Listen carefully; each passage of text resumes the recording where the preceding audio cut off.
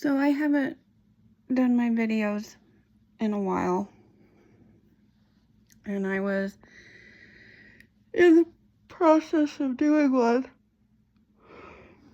So let me finish that one.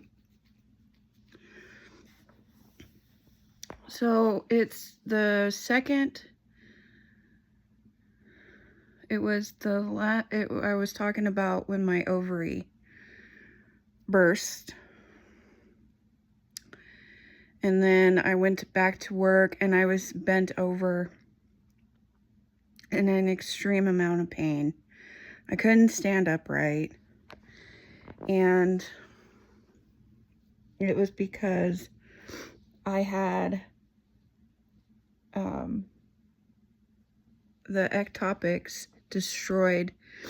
ectopic pregnancies destroyed my fallopian tubes. They were necrotic. They were creating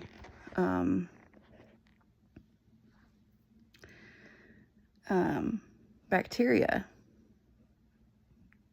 there. And not only that, my incision site for when they removed my ovary, they didn't put enough of that liquid stitch, I guess is what they call it. So it opened, and I didn't know that. But I was having severe abdominal pain, and I couldn't stand upright. I was hunched over. And of course, Danielle, one of my favorite nurses, was there. She's always there when I go through something. Sorry. I had breakfast. Anyway. So, my mom is like, this isn't right. You should go home. I'm glad I didn't go home, because I would have had to have either called my dad or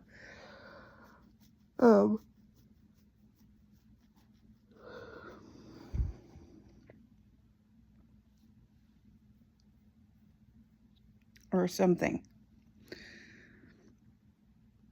So I was like, hey, I need to go to the ER. There's something wrong. I'm having pain.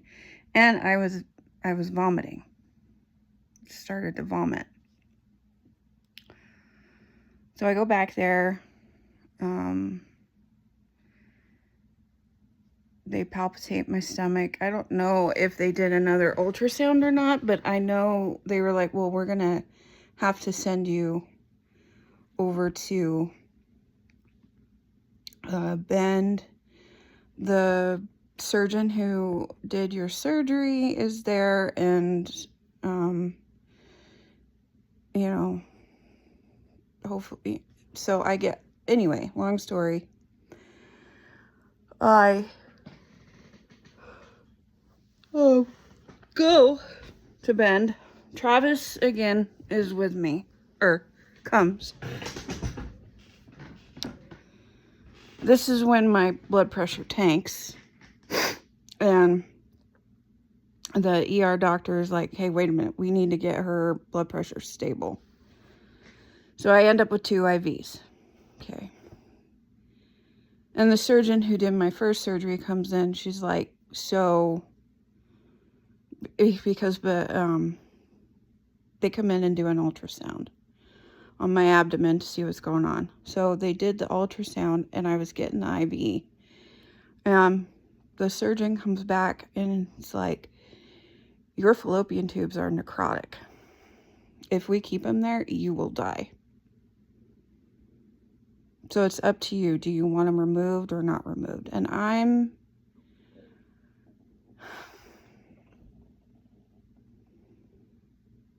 just a moment.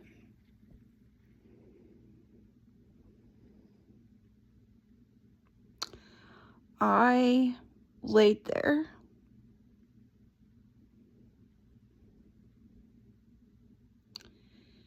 and thought about it. And at this point, my husband is there. He's beside me and he's waiting for me to say, yes, take him out. But I was thinking about it.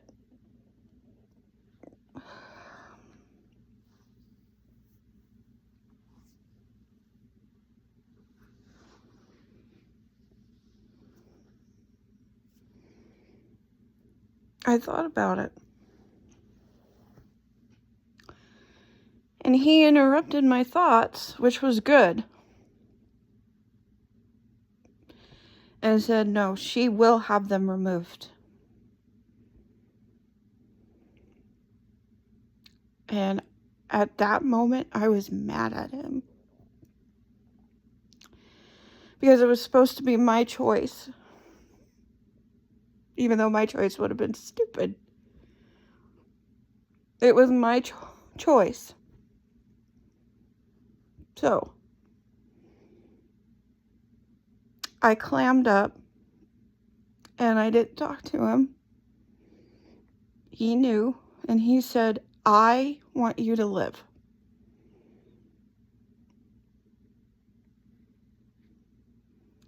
You took too long to answer.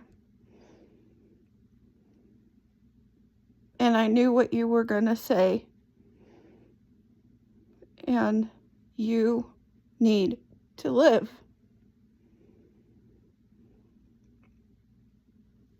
So, okay. That's fine. So he comes back with me and secretly, he's the one that started an IV in my forearm. Before I left. Even though he's not supposed to, but he did. So I'm back there in surgery, and I'm waiting to go back, and he's holding my hand. And I take my wedding ring off and hand it to him. And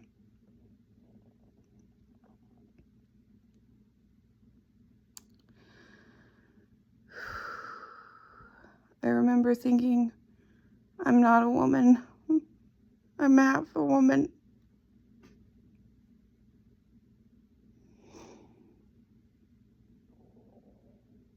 I remember thinking if God took me on the surgery table, it would be okay.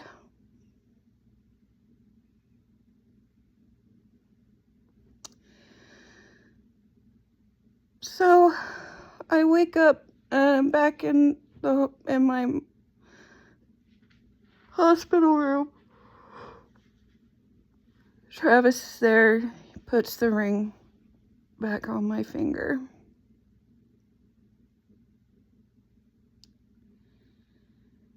And I still don't say anything.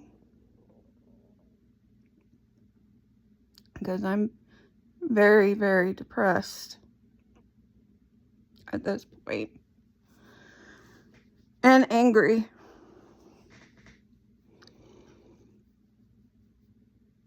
So so that happens and we head home.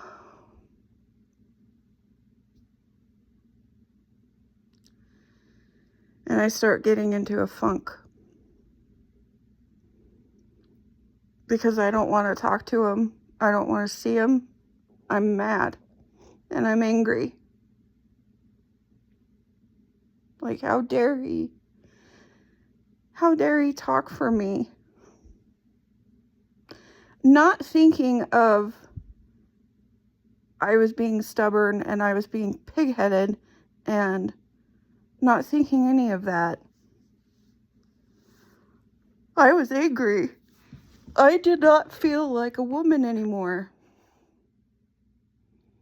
Like, yes, I still had an ovary and a uterus, but I had no way of giving him a child.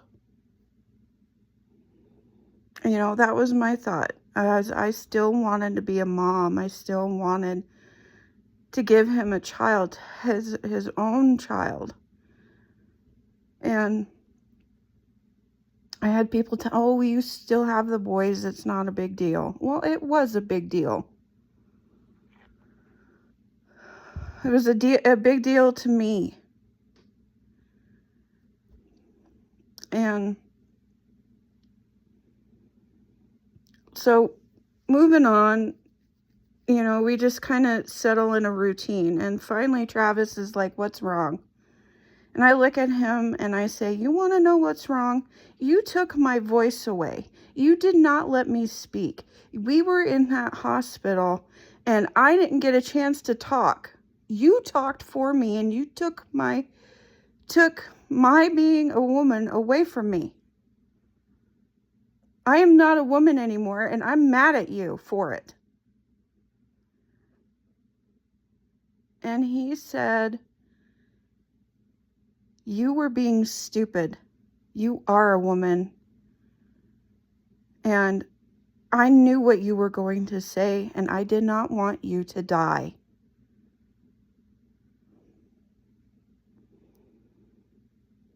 And that was that, and I knew I needed to get some help, but I was not about to go to a psychiatrist.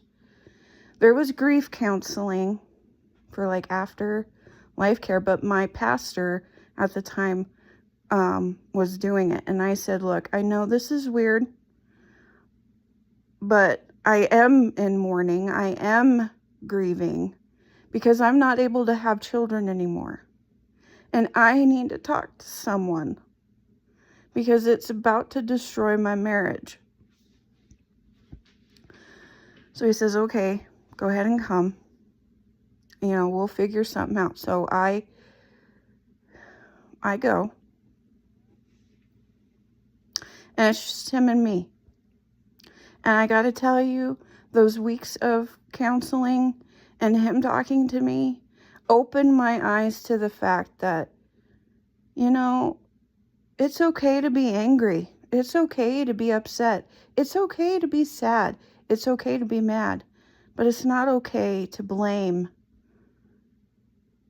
a person who stood there and medically said, no, she is going to live. So it took me a little bit to forgive Travis, but I forgave him. And I was woman enough to walk up to him and apologize. And his words were, it's okay, because it's something I had to go through. So fast forward,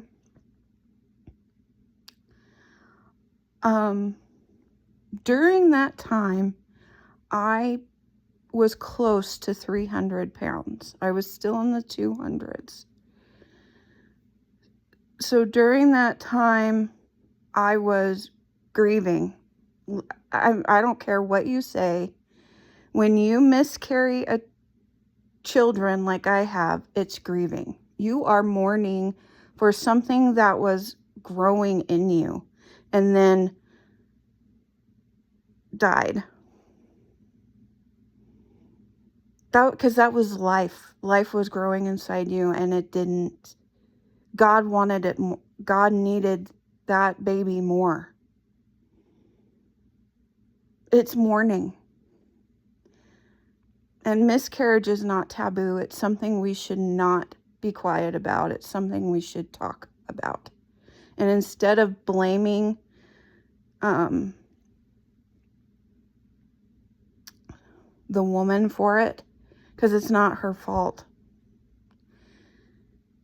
It's nobody's fault. We should talk about it. And even if she has other kids, you don't tell her, well, you have other kids. That makes her feel really small, makes her feel about this big. You don't understand, to her, that baby was going to have brothers looking out for him or her. That baby was going to have a family no matter what. And then all of a sudden, those plans, that moment is gone. So it's a grieving process. And how dare you diminish that? You don't get to tell her anything unless you've been through a miscarriage yourself or a loss of a baby yourself. Walk in their shoes before you judge them. Or my favorite is take the plank out of your eye before you take the splinter out of his or hers. You don't know what that person is going through. And how dare you say that? Anyway, rant over. So fast forward to now. I've had a lot of moments in my life where I would grieve, and during grieving, I would eat because I felt better when I ate. And when I ate, it wasn't good stuff. It was chocolates, it was sweets, it was drinking a soda, or at some point, alcohol. It may not have been to excess, but one or two, and that was it. But it was still, I would, turn to alcohol. Fast forward, I had to have a mass on my liver removed. And before that surgery, I found out that my gallbladder needed to be removed. So I agreed. This was 2023. And I went through something that my poor husband had to go through. I went to surgery. Everything was fine. They put IVs in. It's great. Travis came in, talked to me. I was all ready for surgery. I was prepped, ready for surgery. The surgeon came in, said it was going to be just fine. Next thing you know, I wake up and I have been intubated. They left me intubated. And I'm in the surgery ICU at St. Luke's in Boise. And I'm looking around and people start coming in, running in, like, it's fine. But I make a motion like this. I'm like, this is all I want to do. I'm not touching anything. I'm sitting up. I'm not touching anything. I'm not, I can't see, for one, because my glasses are gone. And all I'm doing is doing the writing motion like this. And one nurse goes, hey, wait a minute. She just wants to write. Does anybody have a pad of paper? So before a nurse could inject propofol back into me, I wrote, did they get all of the mass? And the nurse who said, get her a pad of paper, turned to me and said, yes, they did get all of it. And I cried and I laid back down. And the nurse was like, that's all she wanted. She wasn't going to grab things. She wasn't going to do anything. All she wanted to do was know if they got it. That's all she wanted. So they knocked me out for a little bit, I'm still on BiPAP. I know I am because I can hear the machine.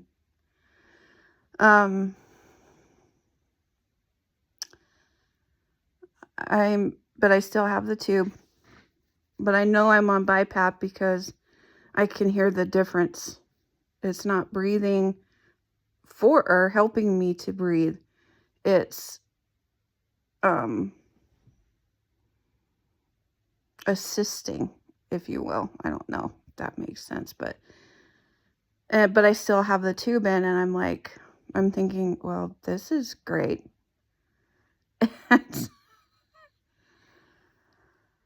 And I'm thinking, okay, Travis isn't here because I'm looking around for him.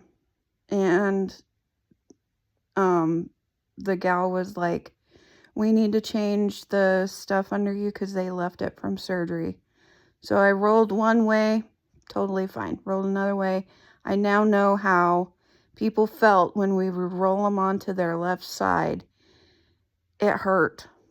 And I went to pull on it just a little bit. And the nurse was like, oh, don't do that. So she held my hand down like I've always held hands down. And I now know how they feel because it's painful. It hurts. And I'm breathing fine on my own, but they strap my hands down, you know. And they're like, well, you're breathing really good on your own. I think we can take this out. So they start to remove everything, and I'm happy. But they started to pull, and I'm like, you know, gag reflex.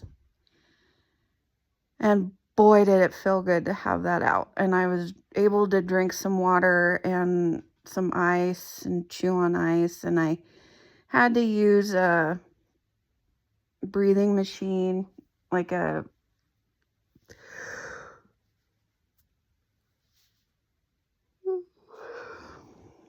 breathing machine. I had to breathe on it on my own.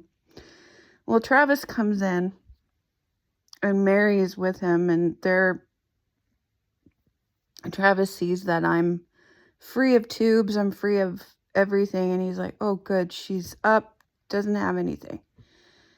And I ask him what happened, and Mary's in there. I call her mom. I have two moms. I have my mom and I have Mary, my mom, my mother-in-law, but I call her mom. And she's there, and Travis tells me that they nicked my liver, and in doing so, they had to keep me under longer, and to get this mass off, or the lesion off. And I was, oh, wow, okay, you know. And he's like, don't worry, I called everybody, and you know, and I look over, I'm like, hi, Mom, you know. I'm so glad you're doing better. And before that, I called my parents. I had a really scratchy throat because I was having that thing in my poor mom. My poor mom. I know she was worried. I know my dad was worried too. But they were happy to hear my voice. And so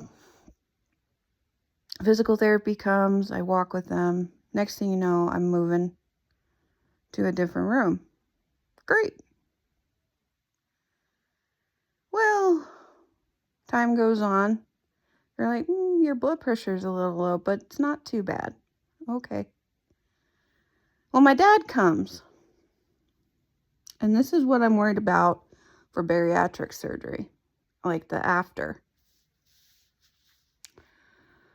So it's really good day. My dad's there. He got me a lion, which I'm bringing, by the way. I'm bringing that lion with me. He will be my after pet, my support pet. I will bring him. So I'm wanting to get up, go for a walk. Went for a walk, go back to my room, and I sit in a chair, and my dad's there. Hey, you know, we're talking. He's like, oh, maybe you get to leave today. I'm like, well, maybe, because I feel great. Well, I've been up in the chair for a little bit. It's noon, and you know, lunch is coming. So I get back in the I get up, and I feel funny, feel a little lightheaded. And I mentioned that because the nurse is in there. I'm like, I feel a little lightheaded. So I get back in bed, and all of a sudden I'm like, I feel like I'm going to faint. And at that moment, she takes my blood pressure. My dad is right there. And he's like, Julie, I'm right here. Just breathe. Just breathe. You're going to be fine. And it was like I was going to go through a seizure. They take my blood pressure. It tanked. And I started seeing spots. They get blood work. I need a unit of blood because my red blood cells. I was anemic right then. Oh, yay. So I wait there. I start feeling a little better because I'm drinking some water. I had juice left over from breakfast, and I drank that juice. I don't remember what it was. I think it was apple. I think I asked for apple. Anyway, but I started feeling a little better, but I'm still pale. And my dad is holding my hand, comforting me. They give me a unit of blood. And I feel better, feel just fine. They take my blood pressure, and my blood pressure's up, which is good. And that night, the lab always comes in. Well, the lab came in, took my blood again, and my blood was fine, but they had to give me iron. So I ordered for breakfast the next day when I left, I ordered Raisin Bran. I ordered Raisin Bran. So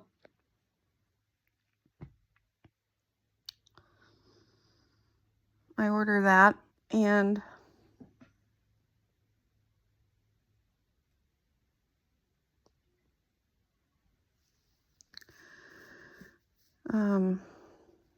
I still walk. I take a pillow with me because it hurts a little bit, but I still get up and I walk. I walked really good.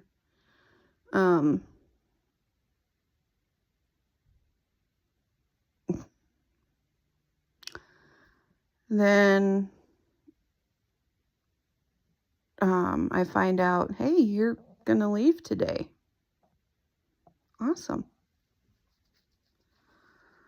So the one of the doctors who helped in my surgery comes in and goes, how about you leave tomorrow? I was like, I would prefer to leave today, if that is possible. And he's like, well, let me look. Okay. So at this point, I'm free to move around my room. The alarms and stuff are off. And I was told I could get up on my own and I could walk on my own. While I'm walking around the room, the doctor comes in and he goes, yep, you can leave today. That's okay. You can leave today. Great. But they take me out in a wheelchair. I've done that with my patients before. Like, come on, yeah, you can walk, but don't want you walking that far for right now. Okay. Get out there, the sun feels good. Get in the Suburban, go to, Mama Mary's house. I'm having a good time. I'm like, I gotta take it easy, on the food. And it was really good. And then all of a sudden I get the most excruciating migraine. Both eyes are seeing twinkle lights and I can't see. And Sue and Mary are you okay? I'm like, I think I need to go home. I think this is a lot. I need to go home. This isn't good. And Travis is like, okay, I'll drop you off and I'll come back. He said, okay.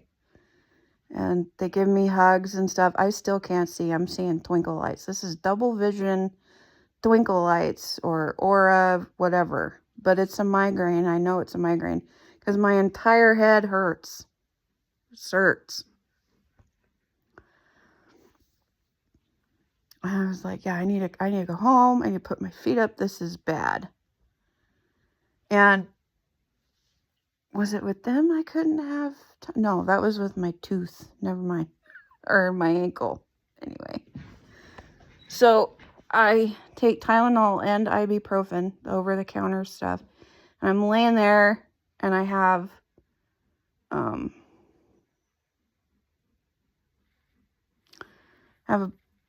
something over my eyes, block the brightness, and everything's fine. Well, fast forward to now, I still want this surgery. This surgery is going to be beneficial for me. I need this.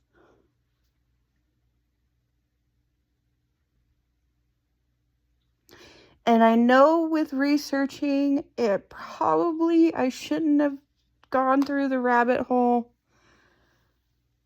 But I like to know things, so I know what the doctor is doing. So I'm not going into there going, well, I don't know what that is. I want to know, and maybe it's a bad thing. But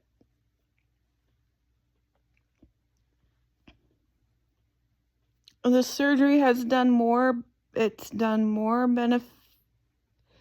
has more benefits than bad. And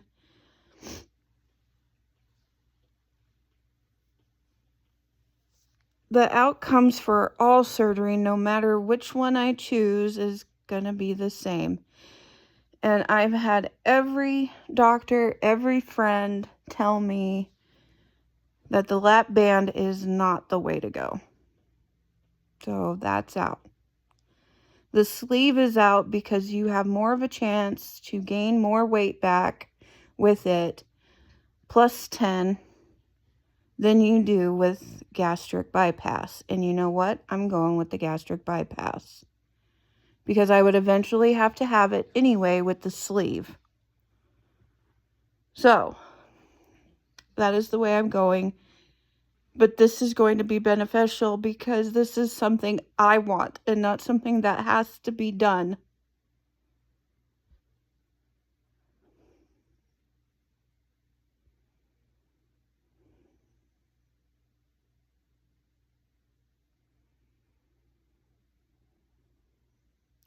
And it sounds selfish and it sounds greedy, but I want this done. This will help me in the long run. And I've started taking steps because I know what my doctor is going to have me do next week.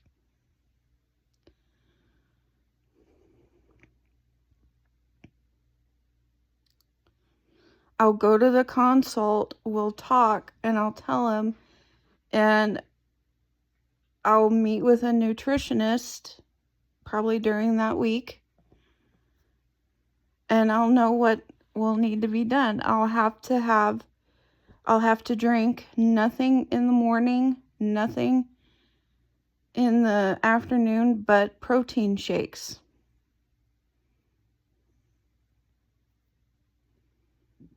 Every person I've talked to, that's what it is. Protein shakes and then a big dinner at night. At dinner time. And even then, I need to have 6 ounces of protein.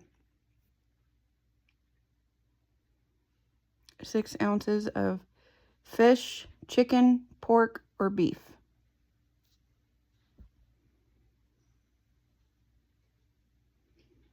And then breakfast, protein shakes, water, Gatorade, my body getting used to having protein shakes, Gatorade or Powerade, and water mostly throughout the day.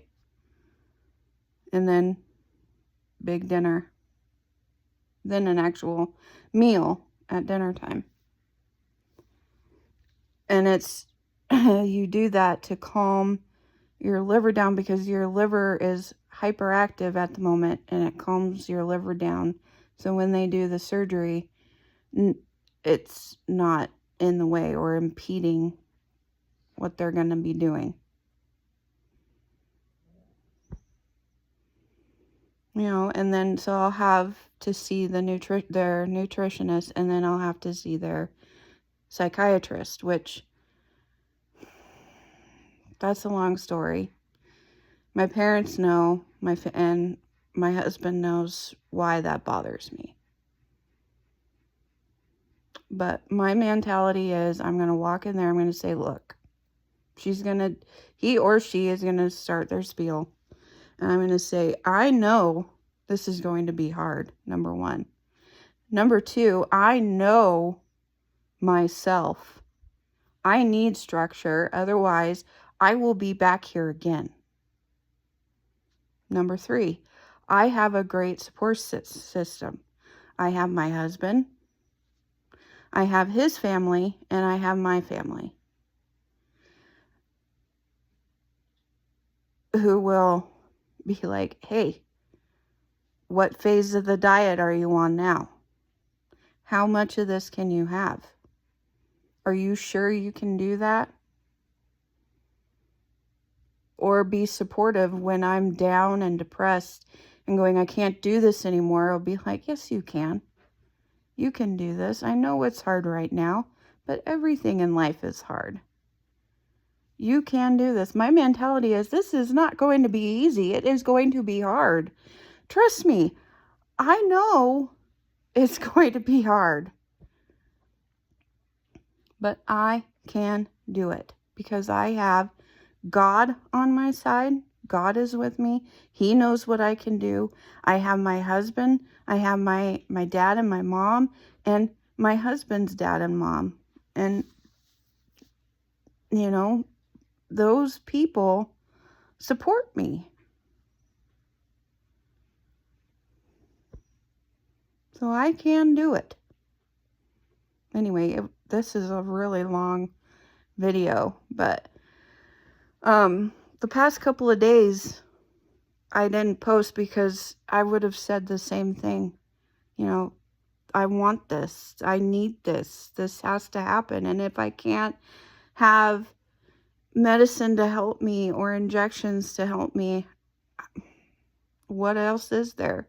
Because diet alone has not helped me. Diet and exercise has not helped me because something bad happens in my life and I'm right back to eating donuts and pastries and pasta and all kinds of stuff, you know, because I have no discipline. And I know that sounds like a cop-out, but if I go through this, I can't go back.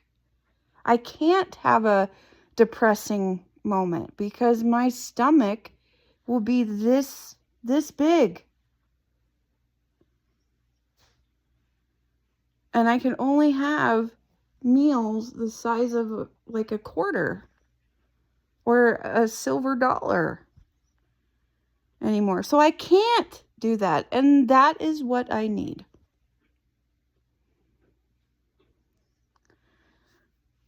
You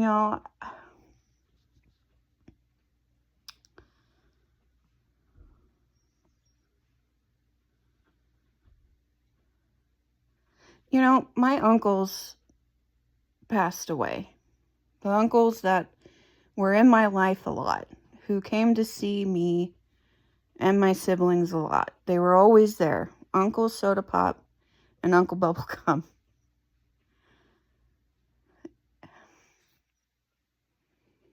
And they're gone.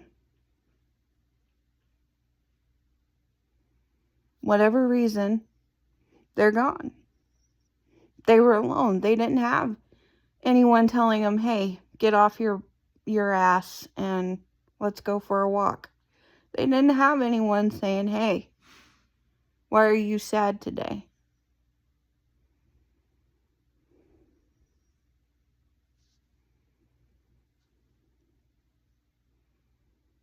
They were alone. But that's on them for wanting to be alone. You know?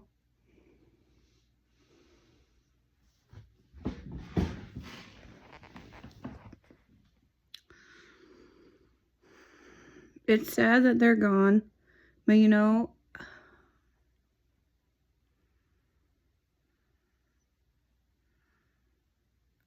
I can remember them struggling with diet. I can remember them always going for the zero, the, what was it called? The Diet Coke, or eating salads more than this, and trying to stay away from the sugars and all that, and exercising and lifting weights, and and they struggled.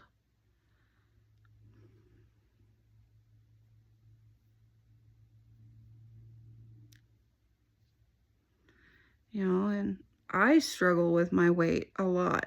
And I got to the point where I was like, you know what, whatever. I'm comfortable with me. Well, I'm not comfortable with me anymore. I need help. And this is, insurance is whatever. I wanted to do it the other way, but you know what? The insurance said no. So I'm doing it this way. And whatever people have to say about it, that's what people have to say about it. But I'm doing it this way. And my mindset is, it's going to be hard. It's going to be tough. And I'm going to be sitting there going, I want that cupcake, or I want that piece of cake, or I want that donut, or I want this and I want that. And when I get that way, Travis is going to look at me and go, you can't have it. And I'm going to go, I know. So I'm going to eat this.